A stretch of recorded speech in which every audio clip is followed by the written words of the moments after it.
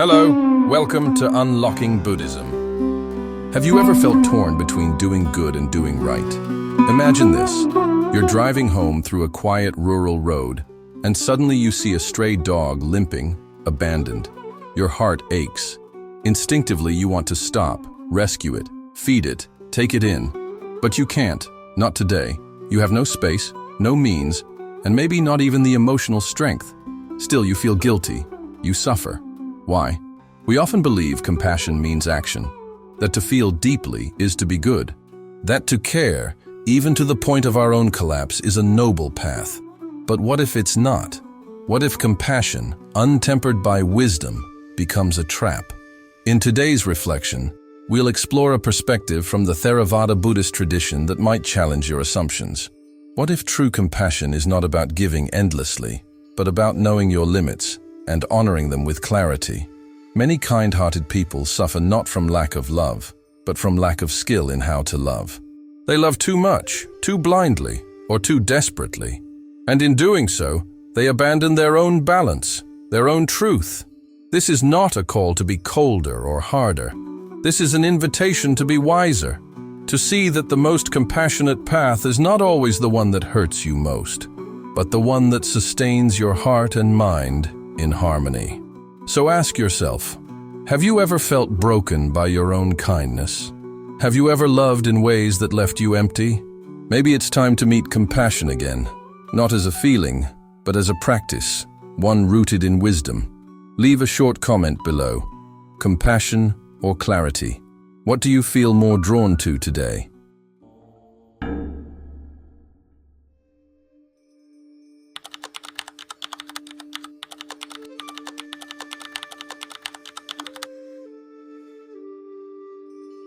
In a quiet village nestled among the hills of central India, there once lived a kind woman named Malika.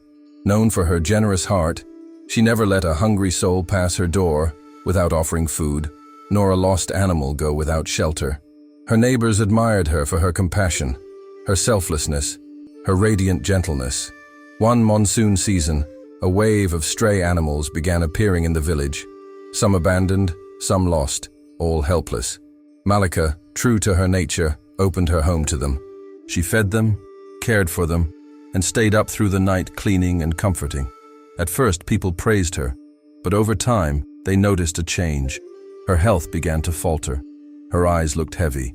Her children started eating less so the animals could be fed.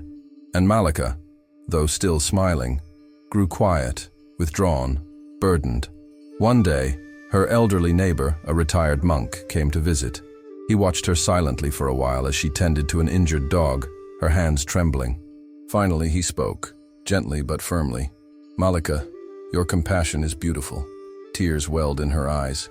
She whispered. He nodded. "I understand. But ask yourself, is this the path to peace?"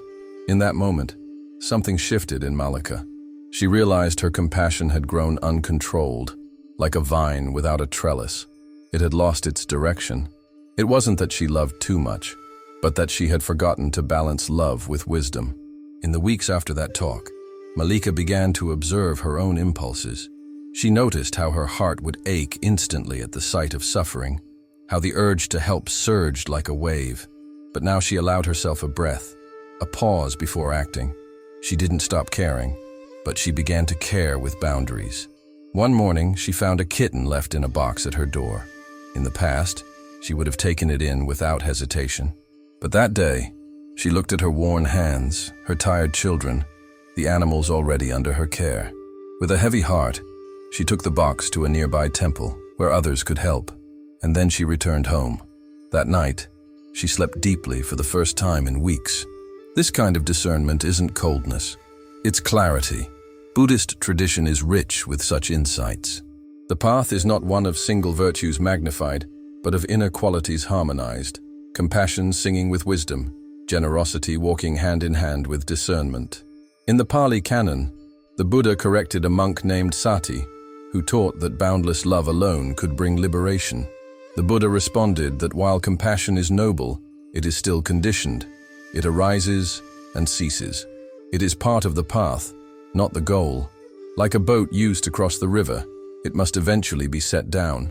And still, some resist this truth. But even the purest feeling can become a burden when it blinds us. The man who returns to harm in the name of forgiveness, the friend who funds destruction in the name of support, the activist who burns out. These stories are everywhere.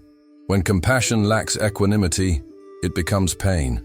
When we act from pity rather than clarity, we burn out. When we give without discernment, we may enable more than we heal. This is why the Brahmaviharas, loving kindness, metta, compassion, karuna, empathetic joy, mudita, and equanimity, upekkha, are taught as a whole. One alone cannot carry us. Without equanimity, compassion turns into sorrow. Without joy, love becomes heavy. Without wisdom, none of it lasts. Mallika's journey was not a turning away from compassion. It was its maturation. She learned to love wisely, to set limits not from selfishness, but from understanding. True compassion does not demand that we bleed for others. It does not ask us to drown to save the drowning. It teaches us to become steady flames, not wildfires, but enduring lights that shine without burning out. So the next time you feel the urge to help, pause, breathe, ask yourself, am I moved by wisdom or by fear? Am I clear or overwhelmed? This pause is not hesitation. It is the beginning of a deeper kind of love. Love that sees clearly. Love that sustains. Love that knows when to act and when to let go. In Theravāda Buddhism, karuna, or compassion, is revered not merely as a noble feeling but as a transformative mental quality that, when rightly developed, leads toward liberation. Yet the path to such compassion is subtle, not emotional excess, not mere empathy, and certainly not self-sacrifice that leads to inner collapse. Instead, the Buddha taught that genuine compassion must arise from wisdom, panya, supported by equanimity, upekkha, and aligned with the reality of the world, anicca, impermanence, dukkha, unsatisfactoriness, and anatta, not self. This is not intuitive for most of us.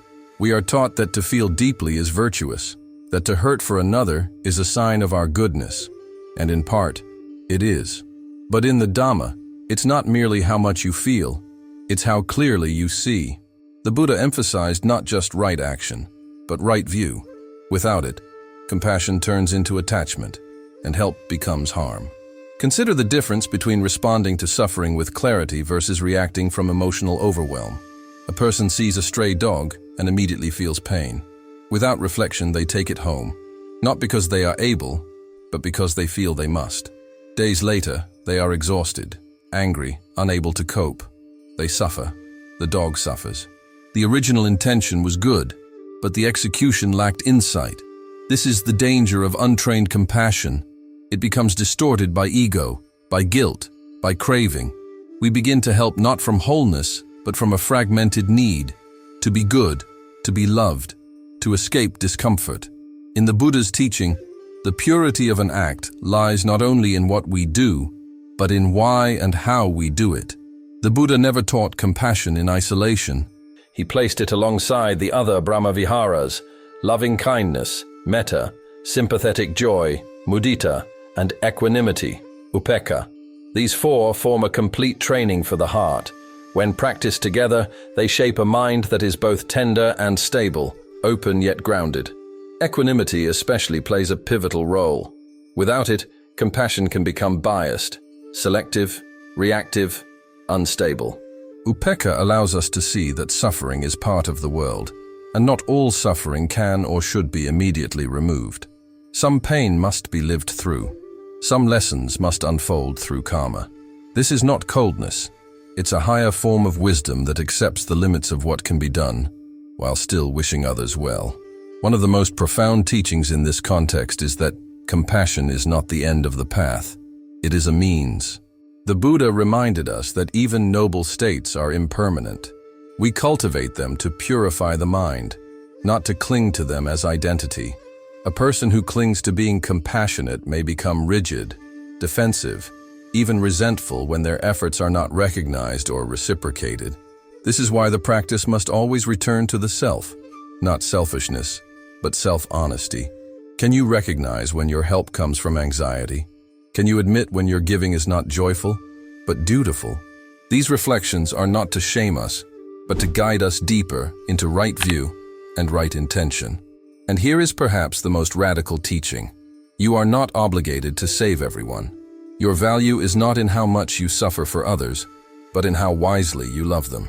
Sometimes, true compassion is silent presence.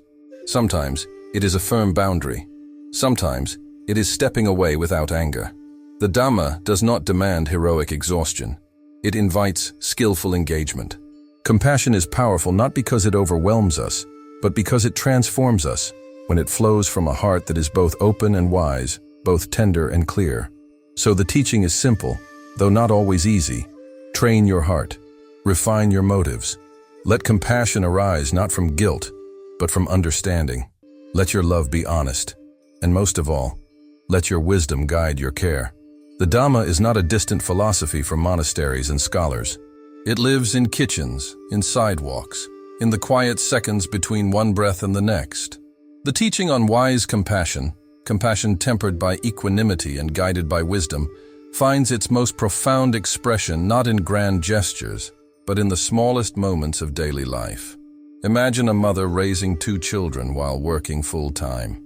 Her instinct is to give endlessly, to say yes to every need, every request.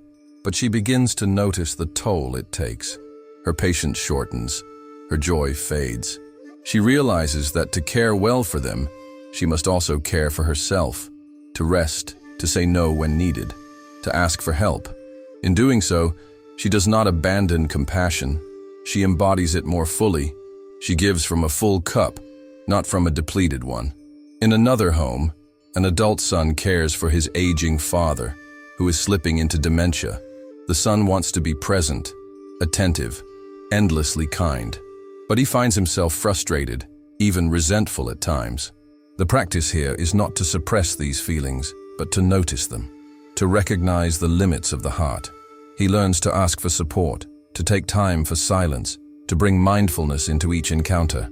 Over time, he discovers that compassion doesn't mean always being cheerful. It means showing up again and again with honesty, patience, and care, even when it's hard. In the workplace too, these teachings breathe. A colleague comes to you in distress. Your impulse may be to solve, to fix, to carry their burden. But perhaps what is needed is not a solution, but presence. Wise compassion knows that not all pain can be healed, and not all stories can be mended. Sometimes, our most generous act is simply to hold space, to bear witness without judgment, without rushing. Even in social justice work, where the desire to alleviate suffering can burn intensely, the same principles apply. Passion without clarity burns quickly. Advocates who wish to be long-term agents of change must root their work not in reactive anger, but in steady understanding. The Dhamma teaches that right action must arise from right view. When we act from hatred, even against injustice, we become caught in the very suffering we seek to end.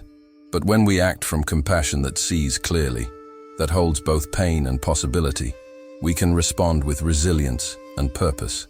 And in personal relationships, the need for balance is perhaps most intimate. It's easy to confuse love with obligation, or kindness with self-erasure. But true loving kindness does not ask you to lose yourself. A partner, a friend, a sibling. We can care deeply, but still set limits. This is not abandonment.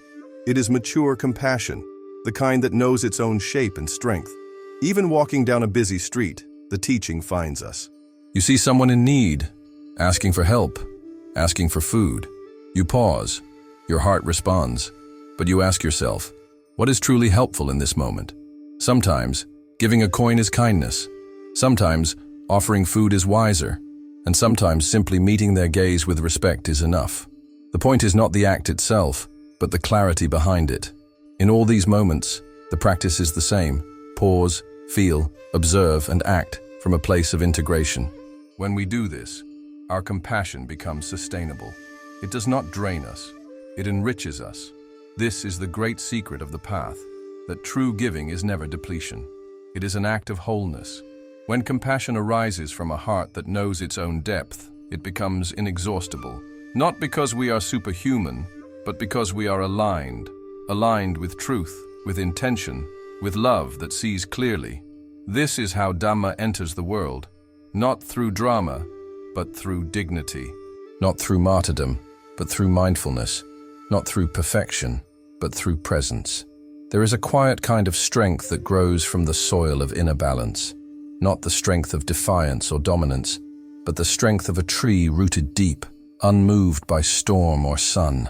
This is the strength of wise compassion, a love that does not sway with every wind, that does not break under the weight of sorrow. As we walk the Buddhist path, we begin to understand that compassion is not a performance, nor a burden to bear. It is not a competition to see who can give the most, or who can suffer the most beautifully. It is not measured in tears shed or sacrifices made. Rather, it is measured in the steadiness of the heart, in the clarity of our seeing, in the peace we bring, not only to others, but to ourselves. This is perhaps the greatest lesson, that compassion must begin within. Not as self-indulgence, but as self-understanding, not as isolation, but as integration. If we cannot meet our own pain with gentleness, how can we meet another's?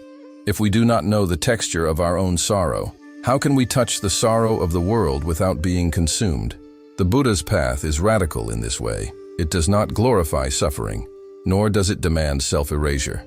Instead, it calls us to awaken, to see the nature of things as they are, and to respond not from habit or fear, but from freedom. And in that freedom, compassion becomes not a duty, but a joy. When Malika learned to pause before acting, when she chose presence over impulse, she was not becoming colder. She was becoming wiser. Her love did not shrink. It deepened. She discovered that true giving does not leave you empty. It leaves you clear. And so too for us. We may find ourselves overwhelmed by the needs around us, a world in pain, loved ones struggling, our own heart aching to help. But the Dhamma invites us to respond not with panic, but with poise. And sometimes the answer is rest. Sometimes it is silence. Sometimes it is a firm, gentle no. This kind of discernment is not a failure of compassion.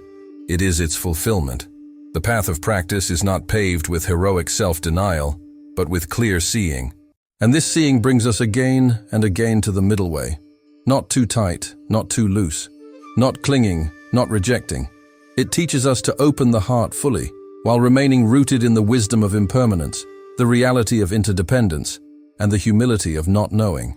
And perhaps, the most powerful acts of compassion we will ever perform will be the ones no one sees, the softening of our own harsh thoughts, the gentle patience we offer to our fears, the quiet forgiveness of our own missteps.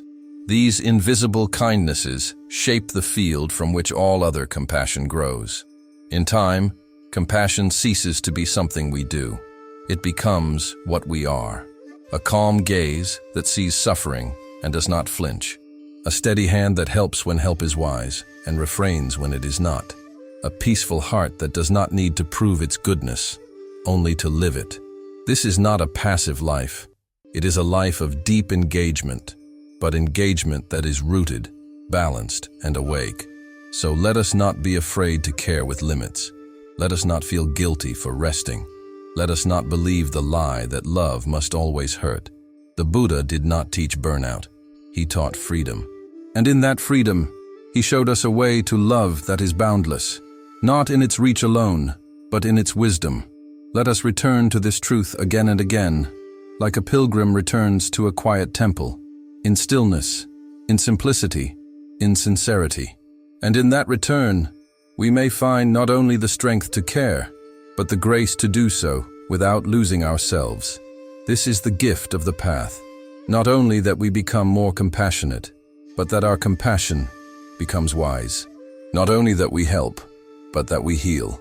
Not only that we love, but that we live deeply, freely, and well. So here we are, at the end of this reflection, or perhaps at the beginning of something deeper. We have walked together through the forest of compassion and seen that love, when rooted in wisdom, does not burn us out. It lights the way. We have seen that caring does not require martyrdom, but mindfulness, and that the most profound acts of kindness often begin with stillness. If you take just one thing from this journey, let it be this. Compassion is not about doing more, It is about seeing more clearly. And when we see with clarity, what arises is not just a response, but a resonance, an action born from peace, not pressure. The Buddha never asked us to save the world. He asked us to understand it, and through that understanding, to cultivate a mind that responds skillfully, patiently, and without clinging. This, in turn, becomes a refuge not only for ourselves, but for all beings we meet. As you return to your day, to your home, your family, your work, take a moment to breathe. Feel the simplicity of this moment. Notice where your heart feels pulled, and ask yourself, is this movement coming from wisdom, from guilt, from love, from fear? You don't need to rush to fix everything. You don't need to carry every burden. You simply need to show up, awake, and honest. And as you do, your life becomes the teaching. A smile offered without obligation, a pause before reaction, a boundary placed with kindness, a refusal to abandon yourself in the name of love. This is the practice, not perfect, not rigid, but alive, day by day, step by step, breath by breath. If this reflection touched something in you, I invite you to share in the comments. What does compassion mean to you today, in this moment? One sentence, one word, a breath of truth. May we all learn to love wisely. May our hearts be open and our roots deep. May we become not the fire that consumes, but the flame that endures.